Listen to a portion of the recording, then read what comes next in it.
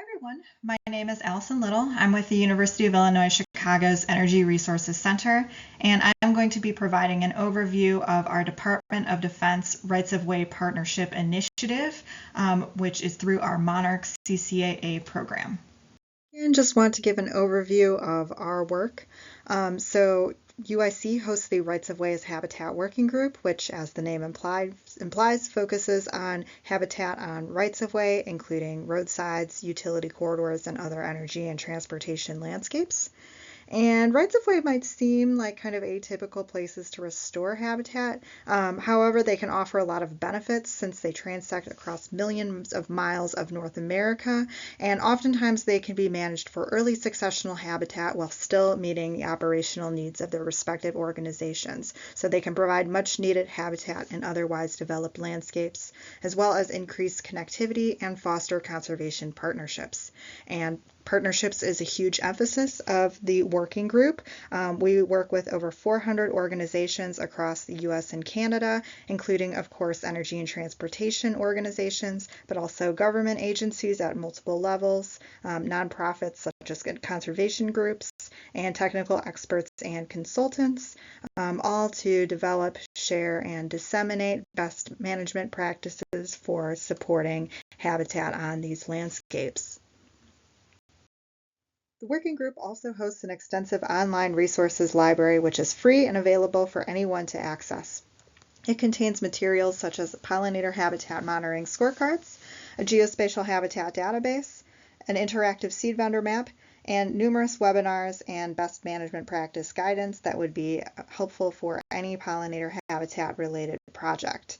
So if this is something that might be of interest to you, I invite you to check out our website as well as to connect with the working group.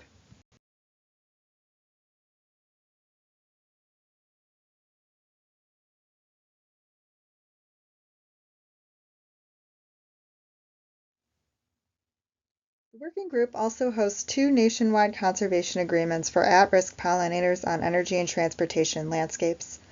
As I'm sure that all of you are aware, in December the monarch butterfly was proposed to be listed to the Endangered Species Act as a threatened species. The Monarch Candidate Conservation Agreement with Assurances was developed in 2020 by UIC and U.S. Fish and Wildlife Service in response to the wide-scale population declines of this species. It is a first-of-its-kind conservation agreement with the goal of bridging the gap between conservation and infrastructure. The CCAA incentivizes voluntary conservation of monarchs and their habitats on rights-of-way by providing regulatory assurances and operational flexibility to enrolled organizations in the event of a listing of this species. So far, we've had a lot of success with this program, with over 75 applicants who have committed to restoring collectively over 1.2 million acres of habitat across the country. We're really excited to see what more we can accomplish with this program. How does the Monarch CCAA work? First, an energy or transportation organization will define which assets they wish to enroll into the agreement. Once enrolled, they will implement conservation measures, which are vegetation management activities that support monarch habitat, on a designated portion of their enrolled lands. This is labeled as adopted acres in the diagram. In exchange for these conservation commitments, they will receive regulatory assurances through the form of Section 10 incidental take coverage for maintenance and modernization activities in the event of a monarch butterfly listing wherever they have enrollment on non-federal lands. And here are some examples of pollinator habitat-focused vegetation management strategies that are used in the Monarch CCAA. So this can include things like creating new habitat through planting or seeding native plants, restoring degraded habitat through targeted herbicide treatments, selective brush cutting, and grazing, setting aside high-quality habitat, or changing up management regimes to reduce disturbance to monarchs while they're migrating, such as through timed conservation mowing. And organizations are able to select which conservation measures work best for their management needs and operations, as well as where to apply them across their enrollment. As I mentioned, CCAA partners only receive regulatory assurances on enrollment that occurs on non-federal lands, not on federal lands.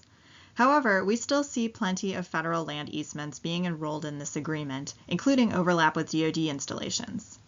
As of a few months ago, federal organizations also have the option to enroll in the Monarch Agreement themselves through the Monarch Candidate Conservation Agreement, or CCA, with only one A. This federal agreement has the same framework and requirements as the non-federal CCAA, again, minus the regulatory assurances. So why might a non-federal conservation agreement be considered on federal lands? Hundreds of installations and other federal entities fall in range of the Monarch. Under the Sykes Act, installations would be required to uphold conservation obligations of an ESA listing. Through participating in the Monarch Agreement on federal lands, both federal and non-federal organizations have the opportunity to demonstrate alignment with the parameters of a potential listing and, as a result, to potentially streamline future Section 7 consultations related to monarch habitat. We are working closely with the team developing the DoD-wide Section 7A1 Monarch strategy to ensure that both policies have aligned management recommendations for rights-of-way. Involvement further allows opportunities to fulfill NRAMP objectives and promotes collaboration. Through collaboration with the Office of the Secretary of Defense, U.S. Forest Service, and Monarch Joint Venture, our team has been working to promote conservation-focused partnerships between DoD installations and non-federal rights-of-way organizations that intersect with them. Using the framework of the Monarch CCAA, our goal is to increase habitat for monarchs and other pollinators on overlapping easements, as well as to hopefully streamline regulatory consultations for all participating organizations in the event of a listing. We also provide guidance to installation natural resource management teams on ways to promote habitat on installation-owned rights-of-way.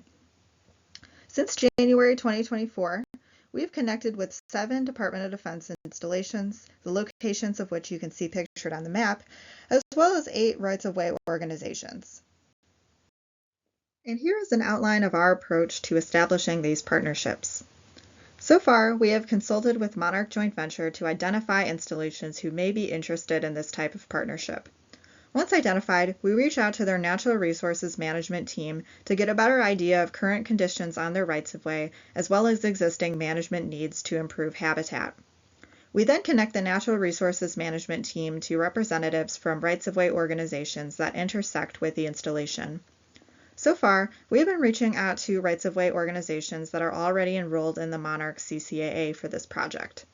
However, we are hoping to involve new energy and transportation organizations going forward and help these new connections to enroll in the Monarch CCAA. Next, we bring everyone together on a call to identify potential areas for collaboration and to develop strategies to improve monarch habitat conditions there that will align with both organizations' respective operations, management regimes, and other internal goals. Again, we focus on alignment to NRAMP objectives as well as adherence to the potential monarch listing and other policy mechanisms such as the DoD-wide monarch strategy. Our ultimate goal is to establish ongoing management collaboration and help all participants prepare for the potential listing. Overall, we have seen a lot of initial success with this project. During most of these conversations, installation natural resource managers and rights-of-way managers have been readily able to identify overlapping easements that have potential for habitat restoration, and from there have been able to discuss which strategies might be used to improve management coordination. Most of these rights-of-way and installation managers have loosely coordinated in the past, but may not correspond frequently or have a full idea of each other's respective on-site operations and goals. This approach thus strengthens communications and ongoing relationships. Some examples of ongoing collaboration that we've seen so far include things like collaboration on managing invasive species population, such as through alignment of targeted herbicide treatments and mowing schedules, direct restoration of overlapping easements through sharing native seed, coordination on prescribed burn windows, or even reducing intensive management in areas of high-quality habitat. And there have been combined efforts to collect data on current habitat conditions and overlapping areas, such as biodiversity surveys or assessments for future management needs. Monarch Joint Venture has also been an amazing resource for installations to survey their existing pollinator habitat and can help with some of these efforts as well. To document these partnerships, UIC has also worked with installation managers to update their existing NRAMP language.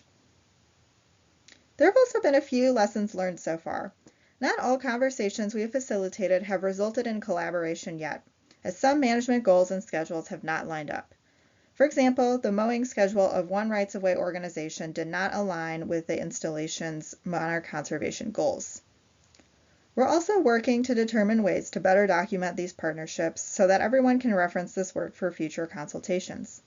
Originally, we had the idea of creating an informal agreement document listing out what each participating organization wanted to implement.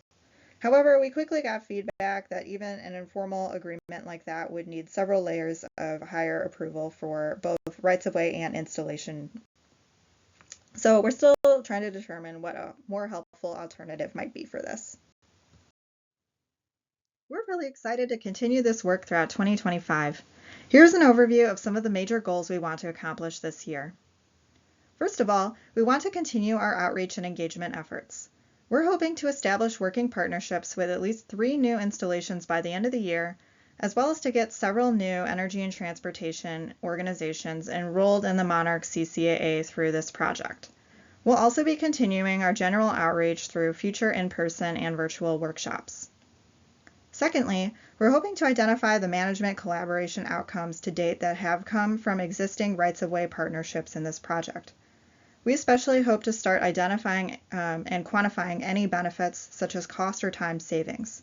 We're really excited to see what everyone is going to accomplish during this upcoming growing season. Thirdly, we want to improve the policy parameters of this initiative.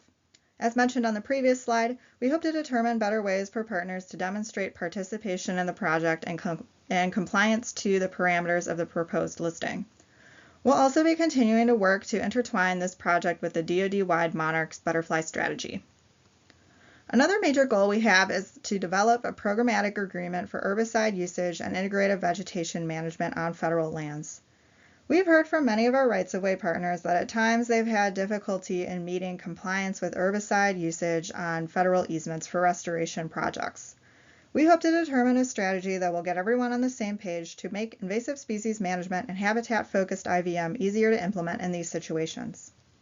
Finally, we're using the funding from this project to improve working group resources relevant to the project. This includes improved integrative vegetation management guidance for rights-of-ways on installations, which will hopefully also be inclusive of the programmatic agreement strategy. This will also include updates to our geospatial habitat database to better improve habitat suitability modeling, tracking of conservation measures and outcomes over time, and any habitat monitoring data. And thank you so much for listening to my overview on our Monarch CCAA Partnership Initiative. If you have any questions about this project or if you have any interest in getting involved, please feel free to reach out to myself. And then we also have a couple of QR codes up on the screen. In the blue box, you will find a link to a handout where you can find more information on the project.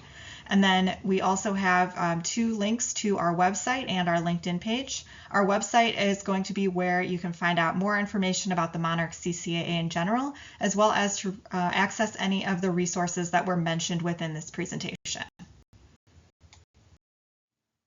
And I did have just one more really quick announcement for everyone.